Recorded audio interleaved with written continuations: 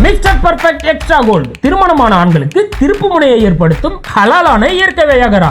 60,000க்கும் மேற்பட்ட திருப்திகரமான வாடிக்கையாளர்கள், 500க்கும் மேற்பட்ட வாடிக்கையாளர்களுக்கு குழந்தை வரமும் கிடைத்துள்ளது. வயதான பலகினமா, சுகர் பலகினமா, இனி கவலை வேண்டாம். உங்கள் இல்லறம் நல்லறமாக அமைய உடனே ஆர்டர் செய்யுங்கள். மேலும் விவரங்களுக்கு கீழுள்ள எண்ணை அணுகுங்கள்.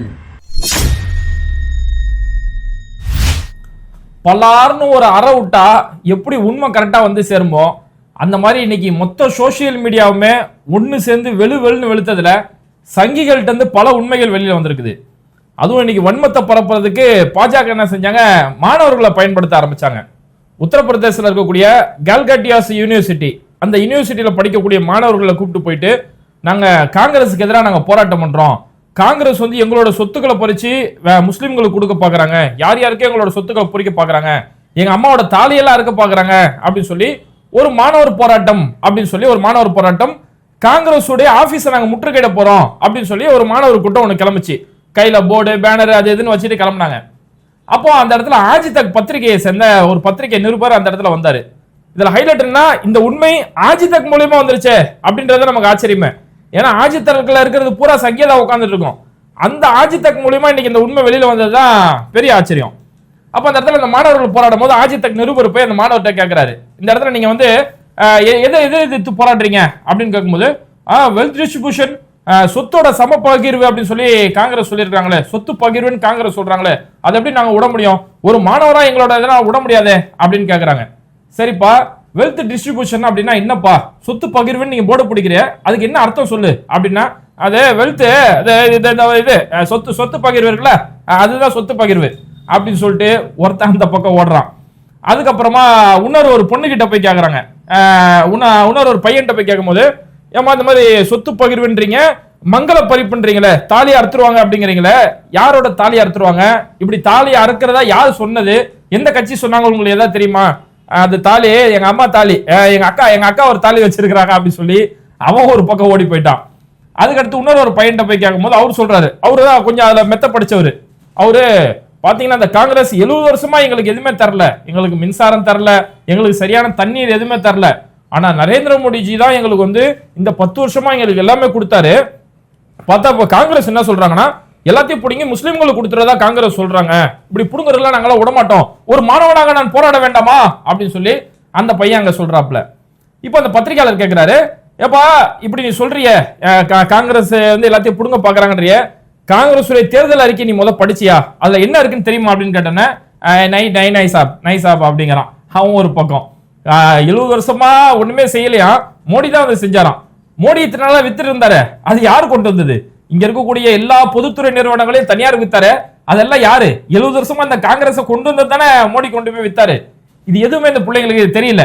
அதுக்கப்புறம் ஒரு பொண்ணு கிட்ட போய் கேக்குறாங்க, ஏமா போர்டு பிடிச்சிருக்கே பாப்பா, இந்த போர்டுல என்னமா எழுதி இருக்குது அப்படின்னு கேட்டோன்னா, அதே வெல்த் டிஸ்ட்ரிபியூஷன் அப்படின்னு சொல்லிட்டு அதை கூட முழுமையா படிக்க தெரியல. அவ்வளவு பெரிய ஒரு காலேஜில் படிக்கக்கூடிய பசங்க, வடக்குல கல்வி எந்த அளவுக்கு இருக்கு பாருங்க, அந்த பொண்ணால முழுமையா அதை படிக்க முடியல, பிஜேபி காங்கிரஸ் அப்படின்னு சொல்லிட்டு அந்த பொண்ணு ஒரு பக்கம் ஓடி போயிருது. அதுக்கடுத்து பத்திரிகையாளர் ஒவ்வொரு தட்டியா போய் கேட்கிறாரு, ஒவ்வொரு மாணவர்கிட்ட, எப்ப வெல்த் டிஸ்ட்ரிபியூஷன் என்னப்பா, எப்ப எதை எதிர்த்து நீங்க போராடுறீங்க, யாரோட தாலி ஆக்க போறாங்க அப்படின்னு சொல்லி ஒவ்வொரு மாணவர்களா கேட்கும் போது அங்க இருக்கக்கூடிய பசங்க தெரிச்சு ஓடுறாங்க. அதாவது தான் எதுக்கு போராட வந்தோம், இதுக்கான வாசகத்தோட அர்த்தம் என்ன, இது எதுவுமே அங்க தெரியல. இன்னொரு பையன்கிட்ட போய் கேட்கறாங்க, அவரு கொஞ்சம் ஒரு படி மேல போயிட்டு, அர்பன் நக்சலே வெளியேறு, காங்கிரஸ் பார்த்து சொல்றாரு, காங்கிரஸ் வந்து ஒரு நக்சல் கட்சியா, அர்பன் நக்சலே வெளியேறுன்னு போட பிடிச்சிருக்காரு. தம்பி இதுல போர்டுல என்ன தம்பி இருக்கு, அர்பன் நக்சல் அப்படிங்கிறான். சரி இதுக்கு என்ன அர்த்தம் தம்பி அப்படின்னா, குச்சினை சாப் அப்படிங்கிறான். என்ன போர்டு பிடிச்சிருக்கணும் கூட அர்த்தம் தெரியாத அளவுக்கு தான் இந்த மாணவர்கள் அங்க போராடிட்டு இருந்தாங்க. இப்ப இந்த போராட்டத்தோட வீடியோ ஆஜிதக் மூலியமா இன்னைக்கு பொதுவெளியில வந்து பலராலுமே சோசியல் மீடியால கிண்டல் பண்ண முடியுமா அதை போச்சு. ஏன்டா காங்கிரஸ் எடுத்து போராடுறீங்க, வெல்த் டிஸ்ட்ரிபியூஷன் எடுத்து போராடுறீங்க, இதை பத்தி உங்களுக்கு அதை பத்தி உங்களுக்கு தெரியலையடா, அப்ப யாரு சொல்லி நீங்க போராடுறீங்கன்னு சொல்லி பல வகையில ட்ரால் செய்யப்பட்டுச்சு.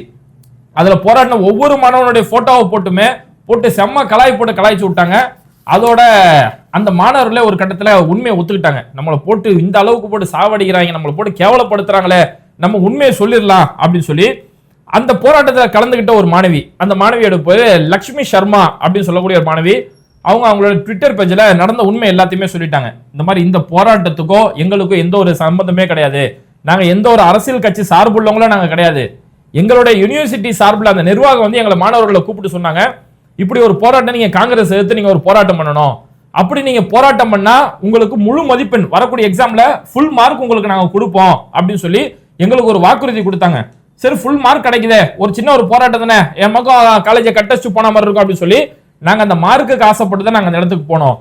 இது மட்டும் இல்லாம நடிகை கங்கனா ரணாவத் கூட நீங்க போட்டோ எடுத்துக்கலாம், கங்கனா ரணாவத் கூட ஒரு மீட்டிங் உங்களுக்கு ஏற்பாடு பண்ணுவோம், அவங்க கூட ஒரு மீட்டிங் இருக்கும், ஒரு பெரிய வீடியோ எடுப்போம், நீங்க செல்ஃபி எடுத்துக்கலாம்னு சொல்லி கங்கனா ரணாவத்தை காட்டி எங்களுக்கு ஆசை காட்டினாங்க.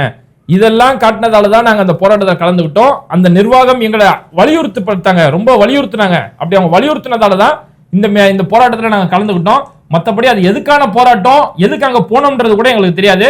ஏதாவது நாங்க தப்பா செஞ்சிருந்தா எங்களை மன்னிச்சிருங்க அப்படின்னு சொல்லி அந்த லக்ஷ்மி சர்மா அப்படின்னு சொல்லக்கூடிய ஒரு மாணவி பகிரங்கமா மன்னிப்பு கேட்டு, இது முழுக்க முழுக்க தூண்டப்பட்ட ஒரு போராட்டம் தான், அந்த மாணவர்களுக்கு அதை பத்தி எதுவுமே தெரியாது அப்படிங்கிறது இது மூலியமா புரிய வருது. இதெல்லாம் என்ன காரணம் அப்படின்னு பார்த்தோம்னா, இப்போ ஒவ்வொரு துறையிலுமே ஒரு சங்கி ஒருத்தன் உள்ள உட்காந்துருப்பாங்க தெரியுமா. இப்போ கர்நாடகாவில் வெறும் ஒரு ஹிஜாப காரணம் காட்டி அந்த பிள்ளைகளோட கல்வியை பறிக்கப்பட்டது காரணம் என்ன, அந்த அந்த ஸ்கூல்ல ஒரே ஒரு ஹெட் மாஸ்டர் ஒரே ஒரு சங்கி இருந்ததால தான் அத்தனாயிரம் பிள்ளைங்களோட அந்த கல்வி பறிக்கிறது காரணமா அமைஞ்சிச்சு. அந்த மாதிரி எல்லா இடங்களிலும் ஒரு சங்கி இருப்பான் தெரியுமா, அப்படியானோ ஒரு சங்கி தூண்டி விட்டதுதான் இந்த பிரச்சனைக்கான காரணம். அப்ப இந்த சம்பந்தப்பட்ட இடத்துல இப்படி மாணவர்களை தூண்டி விட்டு இப்படியாப்பட்ட கேவலமான வேலை செஞ்சதுக்கு நடவடிக்கை எடுக்கப்படணும் அப்படின்னு சொல்லி எல்லா இடங்கள்ல இப்போ கோரிக்கை வைக்கப்பட்டிருக்கு. இப்போ இந்த மாணவர்கள் தான் புரியாம ஒரு போராட்டம் பண்ணாங்கன்னு பார்த்தோம்னா, பிரதமர் நரேந்திர மோடி இவ்வளவு பெரிய பிரதமர் பொறுப்புல இருக்கக்கூடிய பிரதமர் என்ன செய்யறாருன்னா, நேத்து குஜராத்ல போய் ஒரு மீட்டிங்ல போய் தேர்தல் பிரச்சாரத்துக்கு போயிருக்காரு. குஜராத்தோடைய பனஸ்கந்தா பகுதிக்கு போயிருக்காரு. இந்த பனஸ்கந்தா அப்படிங்கிறது முழுக்க முழுக்க விவசாயிகள் இருக்கக்கூடிய ஒரு ஏரியா. பால் பண்ணை தான் அவங்களோட தொழில், மாட்டுல இருந்து பால் கறந்து இதுதான் அவங்களோட வருமானத்துக்கான ஒரு இடமா இருந்துட்டு இருக்குது. அந்த விவசாயிகள் முன்னாடி போயிட்டு மோடி போய் பிரச்சாரம் பண்றாரு, நீங்க காங்கிரஸுக்கு மட்டும் ஓட்டு போட்டீங்கன்னா, காங்கிரஸ் மட்டும் அடுத்த ஆட்சிக்கு வந்தாங்கன்னா உங்களோட எல்லா சொத்துல இருந்து பாதியை பிடுங்கி அவங்க சமப்பகிர்வுன்னு சொல்லி கொடுத்துருவாங்க, உங்க கையில 2 எரும மாடு இருந்தா கூட ஒரு எரும மாடை பிடிக்கிடுவாங்க அப்படிங்கிறாரு. அவர் பயன்படுத்தக்கூடிய வார்த்தையை பாருங்க. விவசாயிகளுக்கு முன்னாடி பால் பண்ணையை தொழிலா வச்சிருக்கக்கூடிய அந்த மக்கள் முன்னாடி பேசும்போது அந்த மாடுகளை பத்தி பேசுறாரு. எரும மாடு 2 வச்சிருந்தீங்கன்னா கூட ஒன்னு அதுல பிடிங்க காங்கிரஸ் எடுத்துக்குவாங்க அப்படின்னு சொல்லி இந்த அளவுக்கு, அதாவது மோடி கிட்ட வேற கண்டென்ட்டே இல்ல, வேற எந்த ஒரு நான் இந்த ஆட்சி செஞ்சிருக்கிறேன் 10 வருஷமா இதெல்லாம் செஞ்சிருக்கேன்னு சொல்லி மோடி கையில எதுவுமே இல்ல. எதுவுமே இல்லாதால என்ன செய்யறாரு, இஷ்டத்துக்கு கதைகளையும் கற்பனைகளையும் அடிச்சு விட்டுட்டு முழுக்க முழுக்க வதந்திகளை மட்டுமே வச்சுக்கிட்டு தான் மோடி இன்னைக்கு பிரச்சாரம் பண்ணிட்டு இருக்காரு.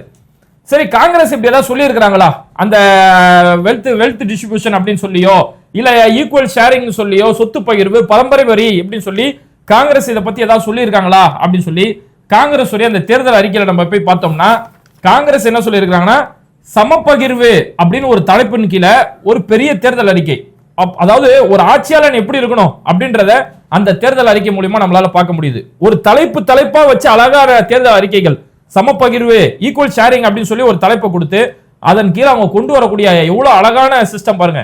அதுல எங்கேயுமே ஒருத்தங்கையில இருந்து பிடிங்கி இன்னொருத்தங்கையில கொடுப்போம் அப்படின்னு சொல்லி அது எதுவுமே கிடையாது. அதுல என்ன இருக்கு அப்படின்னா, இந்த நாட்டுல 70% மேல எஸ்சி எஸ்டி ஓபிசி சமூகம் சேர்ந்த மக்கள் இருக்காங்க.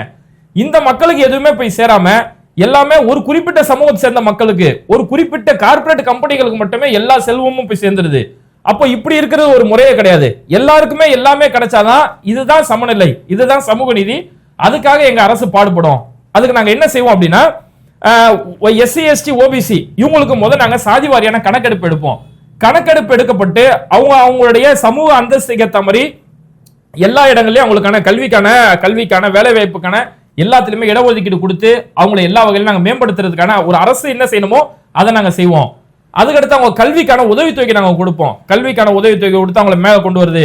வெளிநாடு போய் கல்வி படிக்கணும்னா அதுக்கு அரசு சார்பில் உதவித்தொகை கொடுக்கறது சொல்லி இது சம்பந்தமான எல்லா ஏற்பாடுகளும் நாங்க செஞ்சு கொடுப்போம். எஸ்சி எஸ்டி ஓபிசில அரசு வேலைகள் எங்கெல்லாம் காலி பணியிடங்கள் இருக்கோ அந்த காலி பணியிடங்களை உடனே நிரப்புறதுக்கான வேலையை ஒரே வருஷத்துக்குள்ள இந்த காலி பணியிடங்களை நாங்க நிரப்பிடுவோம் அப்படின்னு சொல்லி இப்படி அழகான தேர்தல் வாக்குறுதிகள். இதுல அவங்க சொல்லும் போது கூடுதலா ஒண்ணுன்னா, இப்போ எஸ்சி எஸ்டி சமூகத்தை சேர்ந்த ஏழ்மையான மக்கள் இவங்க வீடு கட்டணும் அப்படின்னு அவங்க ஆசைப்படுறாங்க அப்படின்னா அந்த வீடு கட்டுறதுக்கான எல்லா வகையான வாய்ப்புகளும் அவங்களுக்கு செஞ்சு கொடுக்கப்படும். அவங்க வாழ்க்கையை எப்படி எல்லாம் மேம்படுத்துறதுக்கு என்ன வழி இருக்கு அதுக்கான எல்லா முயற்சியும் செய்வோம் அப்படிங்கிறாங்க. அதே மாதிரி நில உச்ச வரம்பு சட்டம், இதுதான் இங்க கவனிக்க வேண்டிய விஷயம். இந்த நில உச்ச வரம்பு சட்டத்தை இதை கண்காணிக்கிறதுக்கு ஒரு தனி அமைப்பு அமைக்கப்படும். அந்த அமைப்புக்கு நல்ல அதிகாரம் கொடுத்து நில உச்ச வரம்பு சட்டம் சரியா ப்ராப்பரா ஃபாலோ பண்ணப்படும் அப்படின்னு சொல்லப்படுது.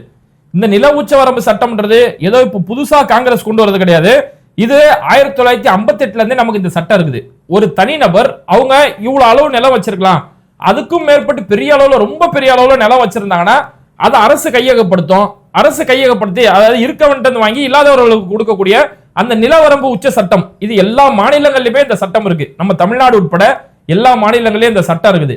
இந்த சட்டத்தை ப்ராப்பரா கொண்டு போறதுக்கு ஒரு ஆணையம் நாங்க அமைப்போம், ஒரு அதிகார அமைப்பு நாங்க கொண்டு வருவோம் அப்படின்னு தான் சொன்னாங்களே தவிர மத்தபடி இந்துக்கள்கிட்ட பிடிங்க முஸ்லிம்கள்ட்டயோ முஸ்லிம்கள்ட்ட பிடிங்க இந்துக்கள்ட்டயோன்னு சொல்லி இப்படி எதுவுமே சொல்லல. ஏற்கனவே இருக்கக்கூடிய சட்டத்தை முறைப்படுத்துறதுக்கான ஒரு வழி ஏற்படுத்தி கொடுப்போம் அப்படின்னு சொல்லி தான் அந்த இடத்துல காங்கிரஸ் குறிப்பிடுறாங்க. அதுக்கடுத்து நம்ம பார்த்தோம்னா அந்த சமப்பகிர்வு அப்படின்ற அந்த தலைப்பின் கீழே வன உரிமை சட்டத்தை பத்தி அந்த இடத்துல பேசுறாங்க.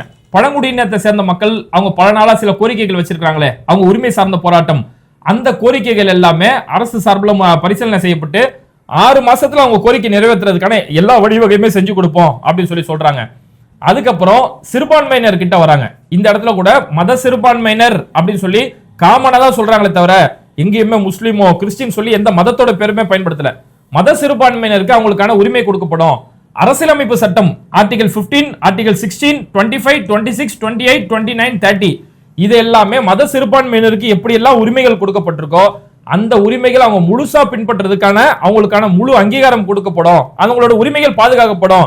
ஒரு துணியை காமிச்சு ஒரு பிள்ளையோட கல்வியை பறிக்கிறதோ, ஒரு மாட்டுக்கறியை காமிச்சு ஒரு மக்களை சாவடிக்கிறதோ இப்படி இல்லாம அந்த மக்களுக்கான உரிமை என்ன நம்ம அரசியல் சாசனம் கொடுக்கப்பட்டிருக்கோ அது அவங்களுக்கு முழுமையா கொடுக்கப்படும் அப்படின்னு சொல்லி இதுதான் காங்கிரஸ் சொல்லக்கூடிய இந்த தேர்தல் அறிக்கை. சமப்பகிர்வு அவங்க சொல்றாங்களே இதுதான். இதான் பல வகையில இட்டு கட்டி 2006ல மன்மோகன் சிங் பேசுறதுல இருந்து ஒரு பாதி கிளிப்பை எடுத்து இவங்க எப்படி பரப்புறாங்கன்னா இந்துக்கள்கிட்ட வந்து பிடிங்கி முஸ்லீம்கிட்ட கொடுத்துருவாங்க, இந்து தாலி அறுத்து முஸ்லீம்களுக்கு கொடுத்துருவாங்கன்னு சொல்லி இப்படிதான் பொய்ய பரப்புறாங்க. இந்த பொய்க்கு இன்னைக்கு மாணவர்களை நடிகர்களாக கூப்பிட்டு நடிக்க பார்த்தாங்க. அந்த நடிப்பெல்லாம் இன்னைக்கு முகத்துல கரி பூசப்பட்டுருச்சு. இதுல இன்னொரு முக்கியமான விஷயம் கூட இருக்குது. இப்போ பரம்பரை வரி அப்படின்னு சொல்லி ஒண்ணு இருக்குது, இன்ஹெரிட்டன்ஸ் டாக்ஸ் அப்படின்னு சொல்லி பரம்பரை வரி. ஒருத்தருக்கு வரம்பு மீறிய ஒரு சொத்து இருக்கு, பெரிய அளவுல சொத்து இருக்கு அப்படிங்கும் போது அந்த நபர் இறந்ததுக்கு அப்புறம் அந்த சொத்துல இருந்து ஒரு குறிப்பிட்ட அளவு வரியை வந்து அரசு எடுத்துக்கும், மீதியை தான் அவங்க பிள்ளைங்களுக்கு அவங்க வாரிசுகளுக்கு கொடுக்கும் அப்படின்னு சொல்லி ஒரு சட்டம் இருக்கு. இதை கூட காங்கிரஸ் பேசல. இப்போ இந்த பரம்பரை வரி அப்படிங்கிறது அமெரிக்கா, ஜப்பான், பிரான்ஸ், சவுத் கொரியான்னு சொல்லி பல நாடுகள்ல இந்த சட்டம் இன்னைக்கு வரைக்கும் இருக்குது. ஒரு குறிப்பிட்ட ஒவ்வொரு நாடுலுமே ஒவ்வொரு சதவீதம் வச்சிருப்பாங்க. இத்தனை 100 மில்லியன் அளவுக்கு சொத்து இருந்துச்சுன்னா அவர் இறந்ததுக்கு அப்புறம் அதுல இருந்து 10% அரசு எடுத்துக்கும், 20% அரசு எடுத்துக்கும் சொல்லி இப்படி எல்லாம் ஒரு சட்டம் இன்னைக்கு வரைக்கும் எல்லா நாடுகளிலுமே இருக்குது. இந்தியாவிலுமே இந்த சட்டம் இருந்துச்சு. இந்தியாவில் 1953ல இயற்றப்பட்ட அந்த சட்டம் இந்தியாவிலுமே இருந்துச்சு. இந்தியாவில் எப்படி இருந்துச்சுன்னா ஒரு நபருடைய அதிக அளவுல சொத்து இருக்கு அப்படிங்கும் போது அவர் இறந்ததுக்கு அப்புறம் அவங்க வாரிசுகளுக்கு அந்த சொத்து போகுது. அந்த வாரிசுகள் அந்த பரம்பரை சொத்தை விற்கணும் அப்படின்னு நினைக்கும் போது அதுல இருந்து அரசுக்கு வந்து ஒரு குறிப்பிட்ட அளவுக்கு வரி செலுத்தணும் அப்படின்னு சொல்லி 1953ல ஒரு பரம்பரை வரின்னு சொல்லி ஒரு சட்டம் இருந்துச்சு. அப்புறம் 1985ல ராஜீவ்காந்தியோட கவர்மெண்ட் அந்த வரியை டோட்டலா கேன்சல் பண்ணிடுறாங்க, அந்த சட்டத்தை ரத்து பண்ணிடுறாங்க.